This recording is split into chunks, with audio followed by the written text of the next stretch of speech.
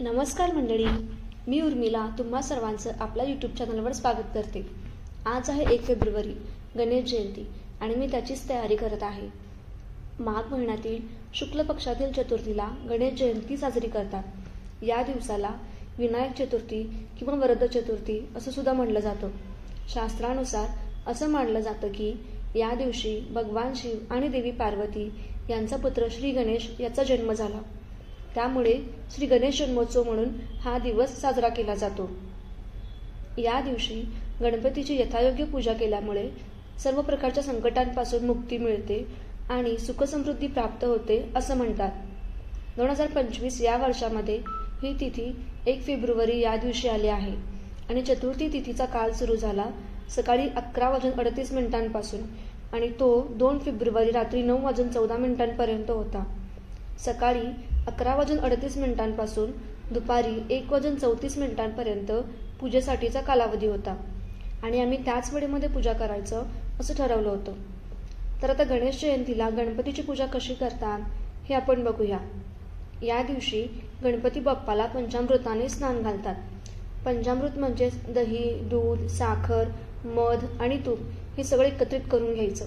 पंचामृतासाठी आकरी दूध लागणार होतं म्हणून मी आधी दूध काढून घेतलं आणि मग त्यानंतर त्यामध्ये दही, दूध, साखर, मध, तूप हे सगळं घालून छान एकत्रित मिक्स करून घेतलं। गरम पाणी, पंचामृत, फुलं अशी सगळी पूजेची तयारी करून ठेवली। देवाचं तामण आणि तांब्यासुद्धा स्वच्छ करून ठेवलं होतं। देवाचं तामण आणि तांब्या पितांबरीने स्वच्छ केल्यानंतर मी ते एका सुती कपड्याने पुसून घेते जेणेकरून त्यावर पाण्याचे डाग राहणार नाहीत। पूजेची सगळी तयारी करून झाल्यानंतर प्रणवने मग पूजेला सुरुवात केली।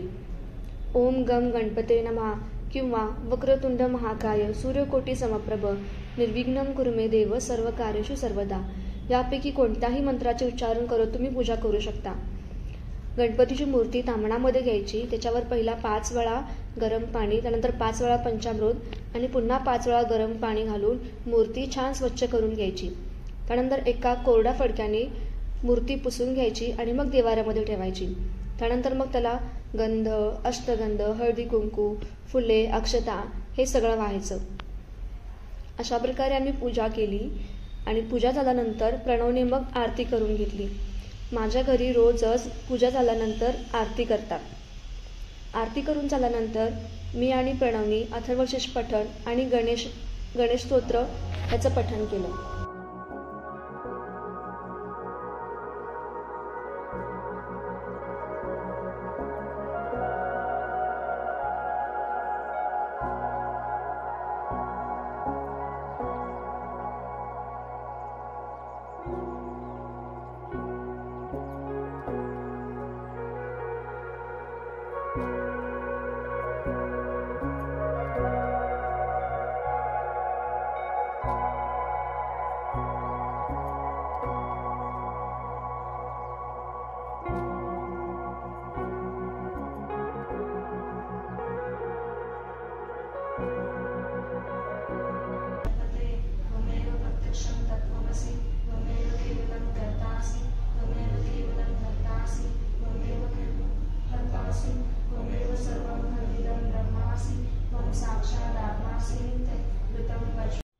अशा पद्धतीने आम्ही घरी गणेश जयंती साजरी केली। ॲक्च्युली प्रणवला आणि मला दगडूशेठ गणपतीच्या मंदिरामध्ये दर्शनासाठी जायचं होतं, पण तिकडे गर्दी खूप असणार याची आयडिया आधीच होती म्हणून तिकडे जाणं अवॉइड केलं आणि घराजवळच असणाऱ्या एका गणपती मंदिरामध्ये जाऊन गणपतीचं दर्शन घेतलं। सगळी पूजा पार पडल्यानंतर मी लागले नैवेद्याच्या तयारीला। नैवेद्यासाठी मेनू डिसाईड केला होता, गव्हाची खीर, मसाले भात आणि आमटी।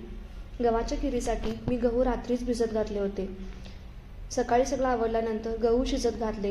गहू थोडेफार शिजल्यानंतर त्याच्यामध्ये ड्रायफ्रूट्स आणि गूळ घालून थोडा वेळ पुन्हा शिजू दिलं आणि सगळ्यात शेवटी त्यामध्ये दूध आणि तूप घालून पुन्हा थोडा वेळ गव्हाची खीर शिजू दिली। खिरीच्या रेसिपीचा पूर्ण ब्लॉग हवा असेल तर कमेंट करून सांगा, मी नक्की अपलोड करेन। आणि आजचा ब्लॉग कसा वाटला हे सुद्धा मला कमेंट करून सांगा। ब्लॉग आवडला असेल तर लाईक आणि शेअर नक्की करा आणि चॅनलवर नवीन असाल तर सबस्क्राईब सुद्धा करा। भेटूयात पुन्हा एका नवीन विषयासोबत, तोपर्यंत बाय।